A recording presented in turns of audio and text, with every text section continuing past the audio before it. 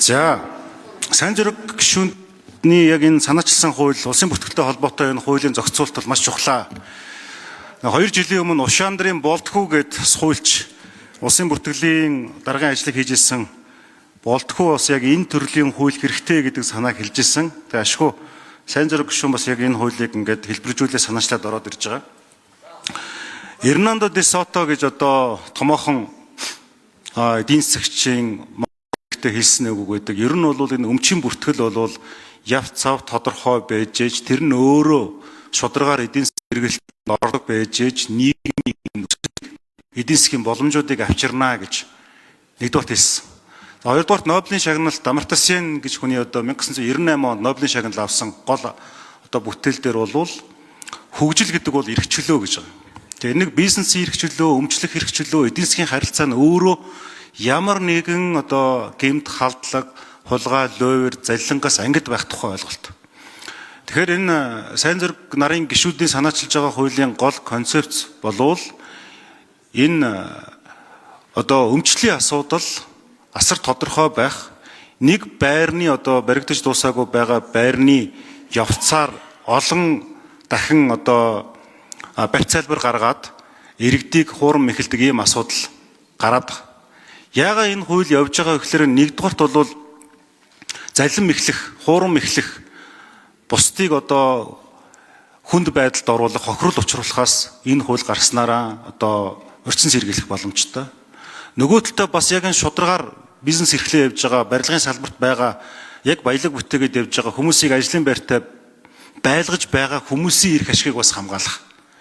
Нэг өхрийн ивэр дөрвөл 1000 өхрийн ивэр дөргөн гэж хэлдэг. Тэгээ нэг асуудал дээр лөөвөр гарлаа гэхэд бүхэлд нь тэр асуудлыг харлуулах юм асуудал гарчдаг учраас энийг бас нэг цэгцэлж авъя гэсэн. За тэгэхээр ер нь бол улсын хурлаар олон хуулиуд гарч байгаа.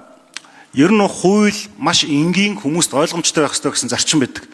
1823 онд Томас Джефферсоны бичсэнээр хууль бол маш энгийн, логиктой, ойлгомжтойгоор нийгмийн харилцааг зохицуулж явах ёстой гэсэн байна.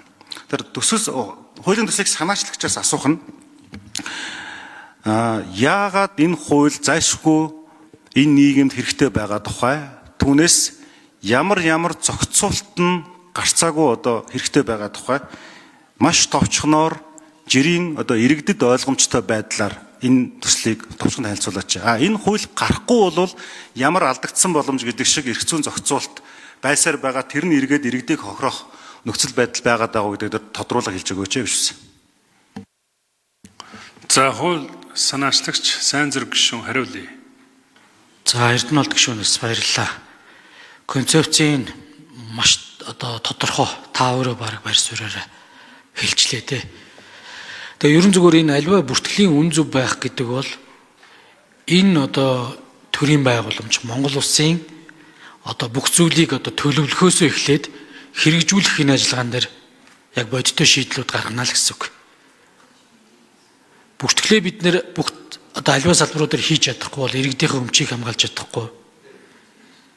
Эргээд одоо төрөөс үзүүлж байгаа дэмжлэг тусалцаануудыг үзүүлж чадахгүй ч гэдэг юм уу. Маш олон зүйлүүд байгаа. Тэгэхээр энэ зүйлүүдтэй бол би санал нэг байна. Тэгээ гол агуулга бол мэдээж энэ өмчийн эрхийг одоо эзэмшигч буюу шудраг өмчлөгчийг бид нар ерөөсөө хамгаалъя л гэж байгаа. Энэ орон сууц захиалгын асуудлын цаана бол иргэдийн нөгөө анхдагч хэрэгцээ орон сууцтай болъё гэсэн хүсэл тэмүүлэл байж байгаа. Тэгээ энийг бол нөгөө хүмүүс чинь зүгээр нэг өнөөдрийн цалингийн мөнгө биш байхгүй. Насаараа хөрөнгөлүүлсэн мөнгө. Аав ээжийнх нь үлдээсэн хөтөн заас. За эсвэл одоо өмнөх байр сав хашаа байшингаа зараад байрны урьдчилгаанд өгчөж байгаа. За эсвэл одоо нөхөр эхнэр нь ч гэдэм үү аль нэг гэр бүлийн гишүүнээс одоо гадаад улсад бас л энэ хүнд хүчээр хөдөлмөр хийгээд их оронлогоо илгээж байгаа ийм мөнгүүдийг л одоо үндсэндээ өгж энэ байрны захиалга өгж байртай болчихё л гэж энэ зүйл байгаа даа. Энэ одоо хэрэгцээ шаардлага гэдэг юм уу? Энэ одоо хэрэгцээний бас нэг талдаа мэдлэг ухамсар одоо тий багтай за одоо бас нэг талдаа бас шууд гэрээг тулгаад санал болгочихж байгаа. За зурхгүй бол дараагийн хүн зурнаач гэдэг юм уу? Энэ одоо зүйлээс нь шалтгаалаад бас одоо их боломжгүй тааруухан гэрээнүүдийг жишээ нь иргэд бол хийчихэд байгаа маа. Инээс бид нар бас урьдчилан сэргийлье гэдэг байдлаар энэ орж ирж байгаа. Өнөөдөр бол одоо иргэд бол нэг 3 байдлаар ерөнхийдөө хохироод байна. Орон сууцтай болох асуудал дээр. Анханасаа яг залхиж байгаа хүмүүсүүдийн арга мэхэнд орчиж байна. Тэнд угаасаа газрын зөвшөөрөлж байхгүй хоосон бичиг баримт макет үзүүлчихэж байгаа. За зарим хэсэг нь бол одоо нөгөө барилгын компанид итгээд мөнгө өгөө явж идэг. Барилгын компани бас гадаад дотоод гэдэг юм уу хүчин зүйлсээс болоод за зарим одоо мөнгөний аваад өөр төсөл рүү оруулцдаг. Ийм зүйлээсээ богоод ингээд хугацаанд ордгоо ингээд саадж байгаа зүйл байхад за зарим нь одоо бас энэ гэр оролын орон сууцны төлөвлөлт болоод хуучин ашиглалтын шаардлага хангахгүй байшингуудыг дахин төлөвлөлтөд явцад бас хохирж байгаа бүлэг этгээдүүд байгаа. Ерөнхийдөө ийм 3 одоо хэсэгтэй байна. За шинээр баригдаж байгаа энэ орон сууцнууд дээр ингээд захиалгыг зарим одоо орон сууцнуудыг давхардуулан зарах практик нэлээд байна. Ялд одоо дунджаар 2-3 хүн зарчиж байна. Тэгээ дээд тал нь бүр 5 хүн зарсан ч тохиолдлууд байна.